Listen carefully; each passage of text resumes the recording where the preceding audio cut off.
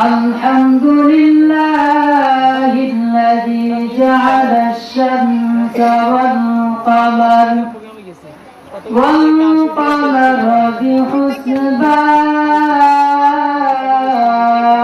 بحسبان والنجم والشجر يسجدان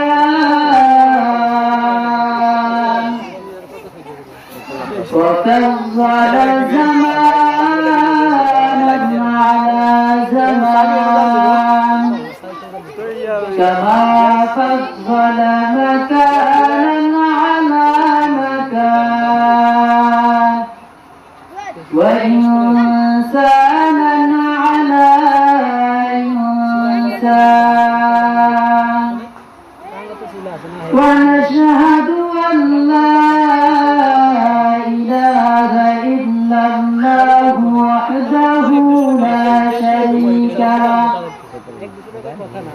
ونشهد أن محمدا عبده ورسوله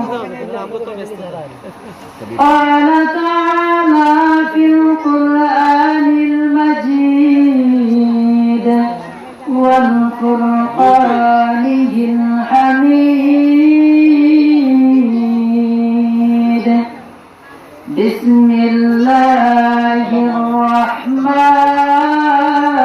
الرحيم قل إن كنتم تحبون الله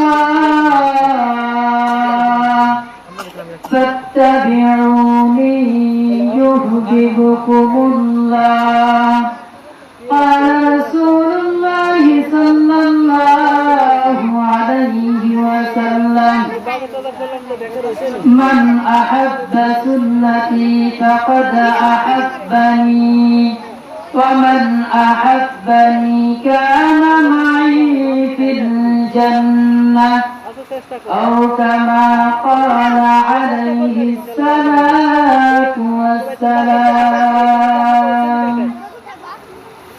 الله تعالى কুকুরের শুকরিয়া যে মহান আল্লাহ পাক রব্বুল আলামিন ঐতিহ্যবাহী তাসবিহুল কুরআন সাইয়্যিদা মাদ্রাসার দিকের মাহফিলে আসিয়া বসে কিছু কথা বলা এবং শোনার মতো তৌফিক দিয়েছেন এই জন্য সবাই দিল থেকে শুকরিয়া আদায় করি আলহামদুলিল্লাহ। তো আজকের আমি যে আলোচনাটা করব এই আলোচনাটা হচ্ছে রাসূলের মহব্বত। मोहब्बत एक आज़िब शाही है बयान करना नामुमकिन है जहाँ बिजली चमकती है वहाँ बारिश बरसती আমার मोहब्बत যে मोहब्बतটা দুনিয়ার কারোর সাথে নয় এমন একজনের সাথে मोहब्बत করা দরকার যিনি সারা বিশ্বের নবী যিনি পরকালের সুপারিশকারী তিনি হলেন হযরত মুহাম্মদ সাল্লাল্লাহু আলাইহি ওয়াসাল্লাম। এমন একজন নবী যিনি দুনিয়া এবং আখিরাতে উভয় দিকে সফলকামী। আমার নবী হযরত মুহাম্মদ সাল্লাল্লাহু আলাইহি ওয়াসাল্লাম যিনি এই উম্মতের জন্য তার সারা জীবনটা মক্কি মাদানী সারা জীবনটা শুধু উম্মতের জন্য কান্না করে করে কাটিয়ে দিয়েছেন। এমন একজন নবী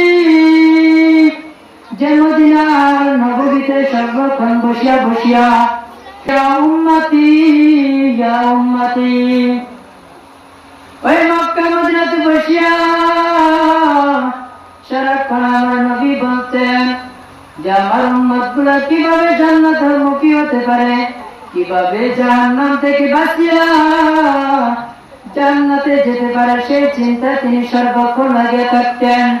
এবং কি প্রত্যেকটা কাফের বেদিনকে আমার নবী ডেকে ডেকে বলতেন, ও আমার চাচা জান, ও আবু জাহেল উতবা সাইবা, ও কাফের লিডারগণ, আসো তোমরা আসো, তোমরা আমার হাতে মুসলমান হইয়া এক মাওলাকে স্বীকার করে নাও যে আল্লাহ ছাড়া আর কোনো মাবুদ নাই, এবং তোমরা এটা মেনে নাও যে আমি হলাম আল্লাহ তাআলার একমাত্র রাসূল এবং শেষ নবী। কিন্তু আমার নবী যখন এই দাওয়াত দেওয়া শুরু করলেন, আবু জাহেল, উতবা, শাইবা এদের মতো বড় বড় কাফের লিডারগণ আমার নবীকে না চিনিয়া সরকারে ধোঁয়া আলমকে সর্বক্ষণ নির্যাতন করতেন। এবং কি আমার নবী যখন তায়েফের ময়দানে যাইতেন, যারা যখন উম্মতদেরকে ডেকে ডেকে বলতেন, আসো আসো, কে সঠিক পথ অন্বেষণকারী হইবে, তোমরা কে সঠিক পথ অনুসরণকারী হইবে, কে হেদায়েতের পথকে চিনে নিবে, অমুক ব্যক্তি যদি তাকিয়া থাকো তোমরা আসো, আমি তোমাদেরকে সঠিক পথ প্রদর্শন করে আনিব। আমি তোমাদের শেষ নবী, আমি হলাম সরকারে দু আলম। এমন নবী, আজকে এমন নবীকে নিয়ে আমাদের বাংলাদেশে সারা বিশ্বে নবীকে নিয়ে গালাগাল করে, আমার মাওলাকে নিয়ে কটূক্তি করে। আজকে কাফের বেদিন মুশরিক আমার নবীকে নিয়ে কটূক্তি করে। আজকে মুসলমানের সন্তান হইয়া আমার নবীকে কটূক্তি করে। আমরা দেখা যায় আজকে তারা রাসূলের মহব্বত চাইয়া আজকে তারা দুনিয়ার মহব্বতকে নিয়ে টানাটানি শুরু করেছে। এই দুনিয়াটা ক্ষণিকের একটা জিন্দেগি, যে জিন্দেগিটা শুধু একটা কিছুক্ষণের জন্য। এই দুনিয়াতে মানুষ আছে কিছুদিনের জন্য মুসাফির হিসাবে। এই দুনিয়াতে যদি মানুষ কিছু কামাই করে যাইতে পারে, তাহলে ওই হাসরটা তার জন্য হবে নাজাতের উসিলা। ওই দিন তার কোনো কষ্ট হবে না, ওই সূর্যের তাপ তিনি সহ্য করার প্রয়োজন নাই।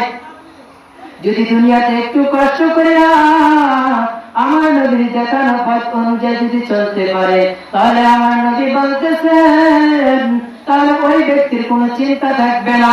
ওই হাসরের মাঠে যখন সমস্ত উম্মতগুলো দৌড়াতে থাকবে আর বলবে নাফসি নাফসি,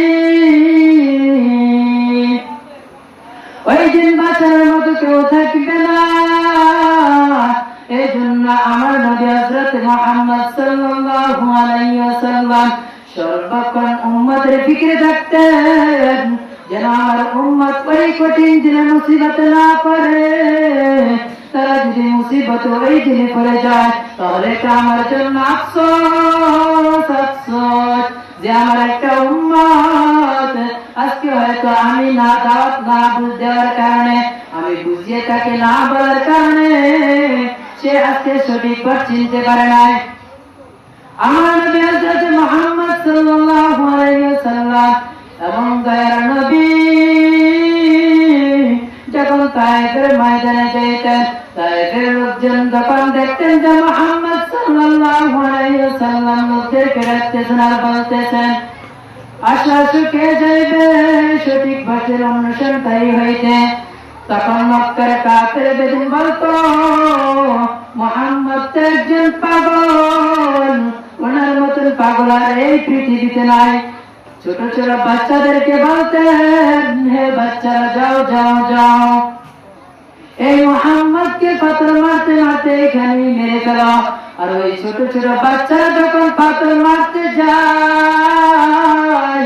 আমার নবীর এক আশিক যায়েদ ইবনে হারেস, যিনি হলেন নবীজির পুত্র সন্তান, একদিন যখন তায়েফের ময়দানে আমার নবী দাওয়াতের কাজ শুরু করলেন এবং সবাই দেখতেছেন চারিদিক থেকে পাথরের আঘাত, শুধু পাথরের আঘাত নয়, বড় বড় পাথরগুলা যখন মারা শুরু করলো, যায়েদ ইবনে হারেস যখন দেখলেন যে আমার নবীকে পাথর মারতেছে আর পাথর মারতে মারতে এমন অবস্থা করতেছে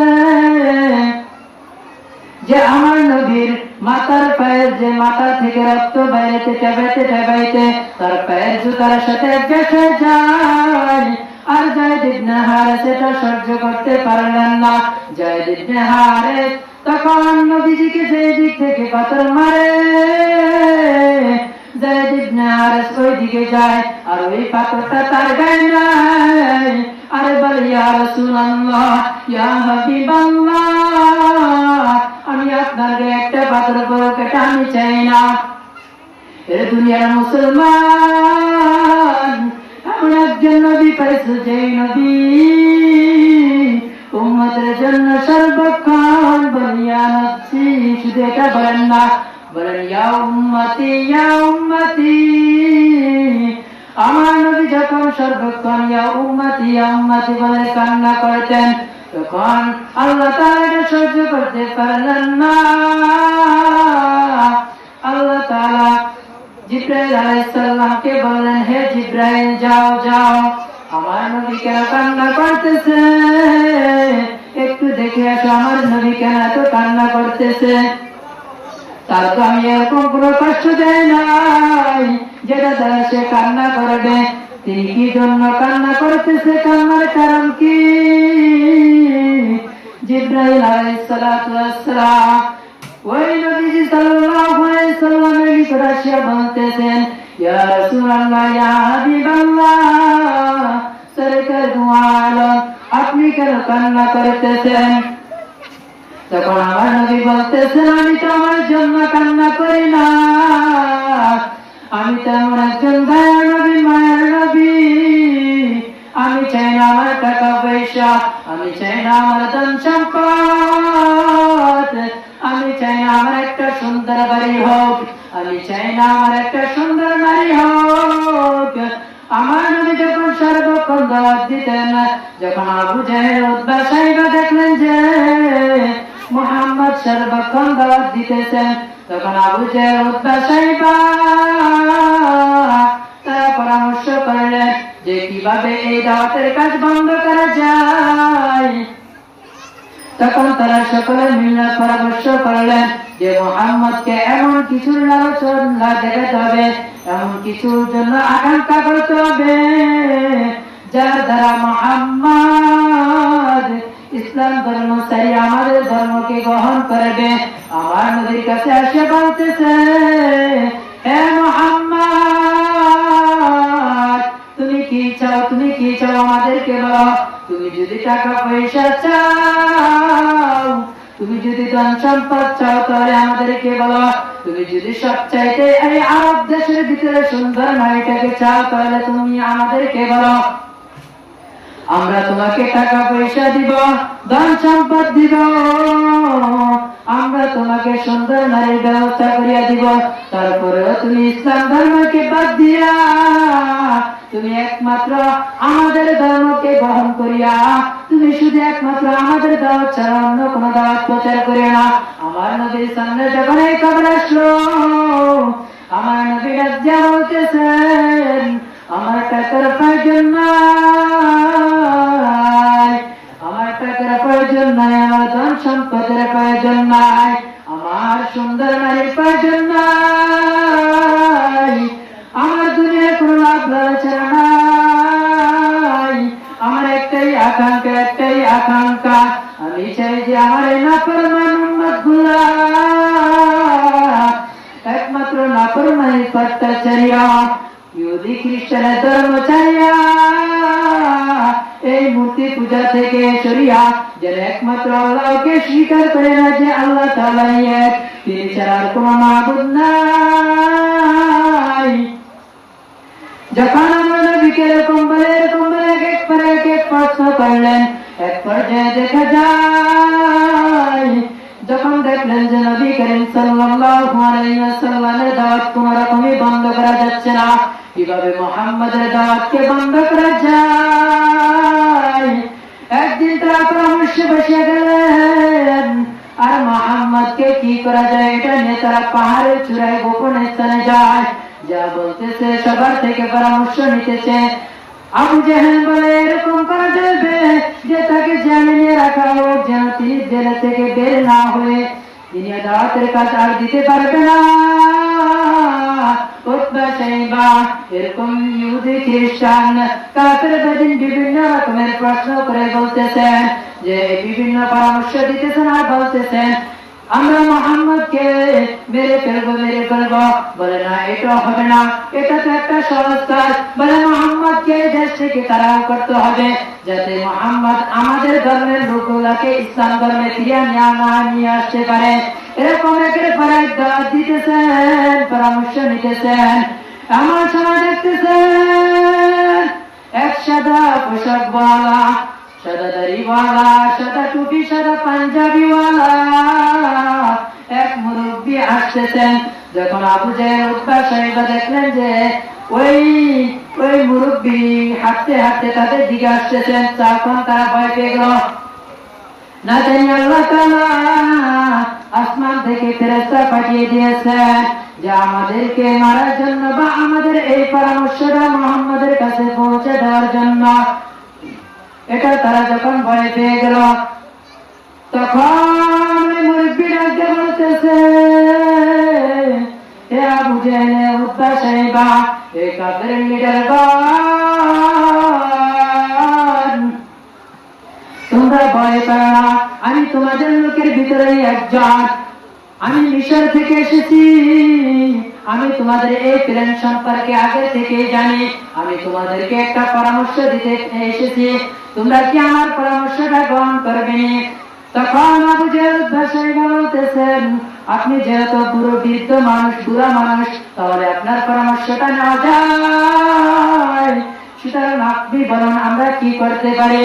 যখন আবু জেহেল বললেন যে জেলে নিয়ে রাখার জন্য, জেলের এই পরামর্শটার ক্ষেত্রে ওই বৃদ্ধ লোক বলতেছেন, তাকে যদি তোমরা জেলে নিয়ে রাখো তাহলে দেখা যাইবে আবু তালেব এবং তার দাদা, তার চাচারা তোমাদের কাছে আসবে এবং তোমাদেরকে আক্রমণ করবে, অথবা তাদের কওম নিয়ে, কুরাইশ বংশকে নিয়ে তোমাদের উপরে আক্রমণ করবে, যার পরিণতি তোমরা মুহাম্মদকে ছেড়ে দিতে হবে।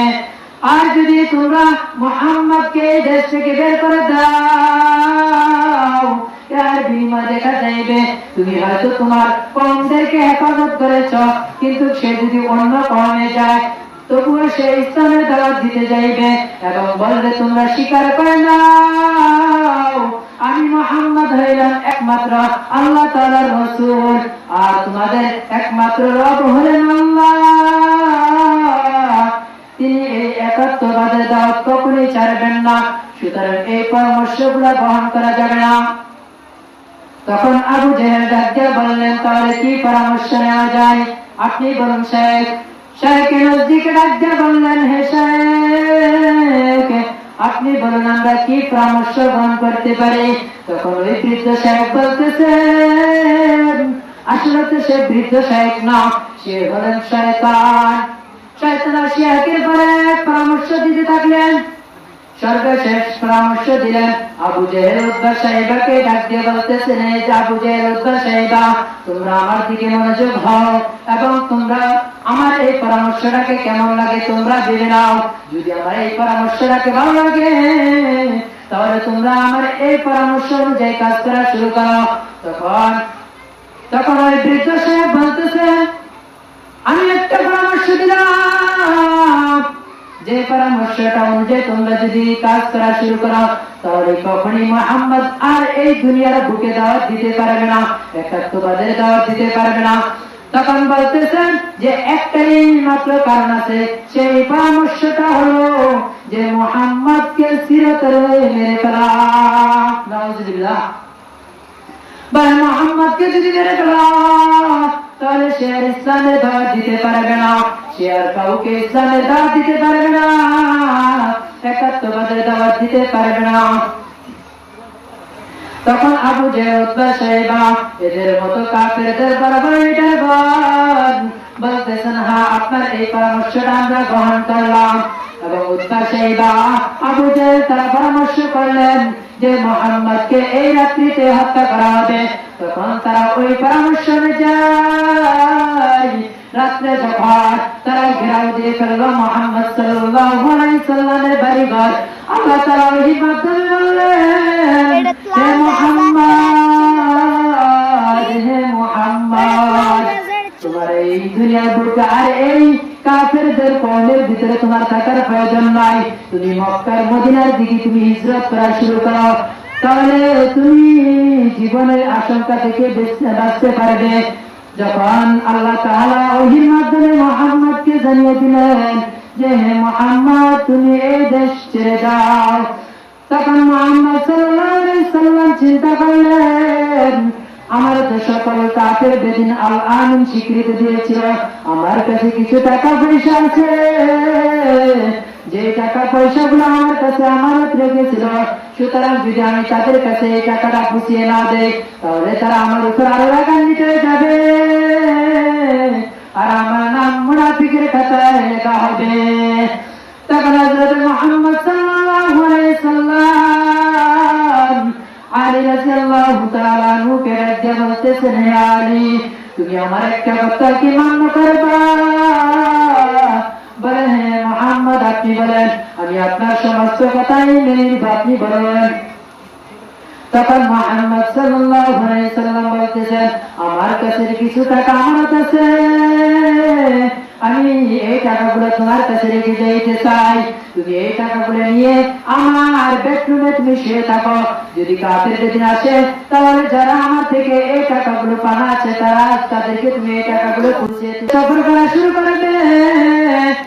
ওই পানের আশঙ্কা নিয়ে হযরত আলী রাদিয়াল্লাহু তাআলা আনহু তিনি কোনো ভয় পাইলেন না, ইসলামের জন্য নিজের জীবনটাকে এমন ভাবে বিলিয়ে দিলেন যেখানে মুহাম্মদ সাল্লাল্লাহু আলাইহি সাল্লামের মারার জন্য কাফের বেদিন গেলেন, সেই স্থানে হযরত আলী রাদিয়াল্লাহু তাআলা আনহু হযরত মুহাম্মদ সাল্লাল্লাহু আলাইহি সাল্লামের বিছানায় তার চাদরটাকে মোড়ক দিয়ে শুয়ে গেলেন। আর যখন কাফের বেদিন দেখলেন যে কোন দিক থেকে মুহাম্মদের কোনো সাড়া পাইতেছে না, মুহাম্মদ বাড়ি থেকে বের হতেছে না, তখন কাফের বেদিন তাদের দুইজন লিডারকে রাসূল সাল্লাল্লাহু আলাইহি সাল্লামের ঘরের ভিতরে পাঠিয়ে দিলেন। পাঠিয়ে দেওয়ার পরে দেখতেছে কম্বলটা উঠে যে হযরত আলী রাদিয়াল্লাহু তাআলা আনহু এমন একজন সাহাবী যিনি দুনিয়ার বুকে জান্নাতের টিকিট পেয়ে গেছেন। এমন মহব্বত আমার নবীকে করেছেন যে নবীর জন্য নিজের জানটাকে বিছানায় শুয়ে দিয়ে বলতেছেন মুহাম্মদ তোমার কোনো চিন্তা নাই, হে মুহাম্মদ তোমার কোনো চিন্তা নাই, তোমার কোনো পেরেশানি নাই, আমি তোমার স্থানে আছি, যদি কাফের বেদিন আমাকে মেরে ফেলে তাহলে আমি তোমার ধর্মে থেকে আমি তাদের ধর্মে চলে যাব না। এমন নবী যে নবীর জন্য শুধু আলী রাদিয়াল্লাহু তাআলা আনহু নয়, হযরত ওমর রাদিয়াল্লাহু তাআলা আনহু পর্যন্ত নিজের জীবনটা দিয়েছেন। একদিন হযরত ওমর রাদিয়াল্লাহু তাআলা আনহু বলতেছেন ইয়া রাসূলুল্লাহ ইয়া হাবিবাল্লাহ আমি আপনাকে মহব্বত করি, তবে আমার ধন সম্পদের চাইতে এর চেয়েও আমি বেশি মহব্বত করি না। রাসূল সাল্লাল্লাহু আলাইহি ওয়াসাল্লাম ডাকে বলতেছেন হে ওমর তোমার ঈমান এখনো পর্যন্ত পরিপূর্ণ হয়নি। যখন এই কথা শুনলেন আবার ওমর রাদিয়াল্লাহু তাআলা আনহু বলেন তাহলে আমি আপনাকে ভালোবাসি আমার স্বামী আমার স্ত্রীর চাইতেও আমার ছেলে সন্তানের চাইতেও। তখন মুহাম্মদ সাল্লাল্লাহু আলাইহি সাল্লাম ডাকে বলতেছেন হে ওমর তোমার এখনো ঈমানটা পরিপূর্ণ হয়নি। এরপরে হযরত ওমর রাদিয়াল্লাহু তাআলা আনহু বলতেছেন ইয়া রাসূলুল্লাহ আমি আপনাকে ভালোবাসি আমার জীবনের চাইতে। তখন মুহাম্মদ সাল্লাল্লাহু আলাইহি সাল্লাম বললেন হ্যাঁ এখন তোমার ঈমানটা পরিপূর্ণ হয়েছে। এই জন্য আমার যুবক ভাইরা আপনাদেরকে বলতে চাই আজকে আমরা মহব্বত করি কাকে? যে আজকে দুনিয়ার বুকে নাচ গান করে, যে সিনেমা করে, যে বিভিন্ন গুনার কাজে লিপ্ত আছে, তার সাথে আজকে আমাদের সম্পর্ক ব্রাজিলের সাথে, আজকে আমাদের সম্পর্ক আর্জেন্টিনাদের সাথে, আজকে আমাদের মহব্বত হচ্ছে আর্জেন্টিনা ব্রাজিলের টিমকে নিয়ে, আজকে আমাদের মহব্বত হচ্ছে শাকিব খানকে নিয়ে, আজকে আমাদের যে মহব্বতটা মান্য আল্লাহর জন্য। আর আল্লাহর রাসূল সাল্লাল্লাহু আলাইহি ওয়াসাল্লাম বলেন আল মারু মা মান আহাব্বা, বলে যে যাকে মহব্বত করবে ওই কিয়ামতের দিন আল্লাহ তাআলা তাকে তার সাথে ওই হাসর নাসরে উঠাইবেন। আর যদি তোমরা আমার নবীকে মহব্বত করো তাহলে তোমাদেরকে ওই কিয়ামতের দিন ওই হাসরের দিন আল্লাহ তাআলা আমার নবীর সাথে তোমাদেরকে উঠাইবেন।